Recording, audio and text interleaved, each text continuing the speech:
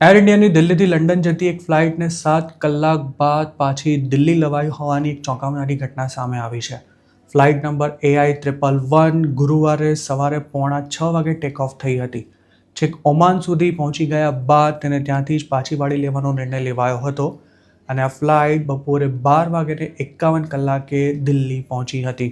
અમારા સાથે એકવાર ટાઈમ્સ ઓફ ઇન્ડિયાના જણાવ્યા અનુસાર નવું એરબસ A350 એરક્રાફ્ટ ઓમાનની એર સ્પેસમાં હતું ત્યારે તેમાં વધારે પડતી ધ્રુજારી અને ટર્બ્યુલન્સ અનુભવાયા હતા. તેમજ એરક્રાફ્ટમાંથી ખૂબ જ નોઇઝ આવવાનું શરૂ થતાં તેને લંડન સુધી લઈ જવાને બદલે ઇન્ડિયા પાછું લાવવામાં આવ્યું હતું. આ ફ્લાઇટમાં 300થી પણ વધુ પેસેન્જર્સ સવાર હતા. હજુ 10 દિવસ પહેલાં જ આ જ એરક્રાફ્ટ ન્યૂયોર્કથી નવી દિલ્હી આવી રહ્યું હતું ત્યારે ટેકનિકલ પ્રોબ્લેમને કારણે તેને આયર્લેન્ડ ડાયવર્ટ કરવામાં આવ્યું હતું, જ્યાં એરબસના જણાવ્યા અનુસાર તેની ટેકનિકલ તપાસ કરવામાં આવી હતી અને આ ચેક્સ પૂરા થયા બાદ ફ્લાઇટ માર્ચ 19ના રોજ દિલ્હી આવી હતી.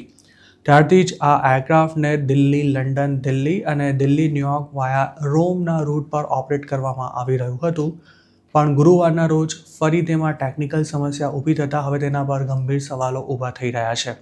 આ એરક્રાફ્ટ હજુ નવું જ છે, તેમ છતાંય તેને 10 દિવસના ગાળામાં 2 વાર ડાયવર્ટ કરવાની નોબત આવતા એર ઇન્ડિયા આ બાબતે એરબસના કોન્ટેક્ટમાં છે અને સાથે જ DGCA પણ આ ઘટનાની તપાસ કરી રહી છે.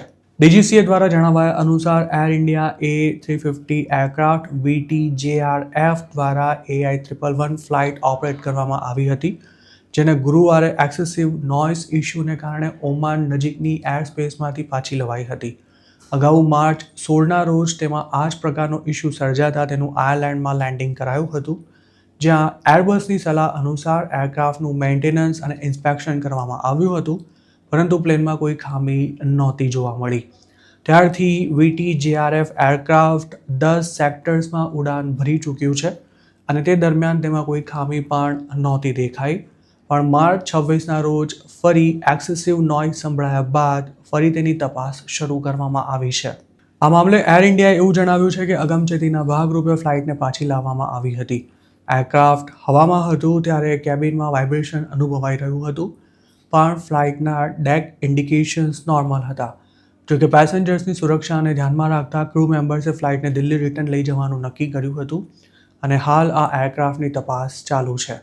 આ પહેલાં માર્ચ 19ના રોજ એર ઇન્ડિયાએ દિલ્હીથી વેનકુવર જતી ફ્લાઇટમાં ખોટું એરક્રાફ્ટ મોકલી દેતા 4 કલાકમાં ચાઇના સુધી પહોંચી ગયેલી ફ્લાઇટને પાછી દિલ્હી બોલાવવામાં આવી હતી અને ટેકઓફના લગભગ 8-9 કલાક બાદ તે દિલ્હીમાં જ લેન્ડ થઈ હતી.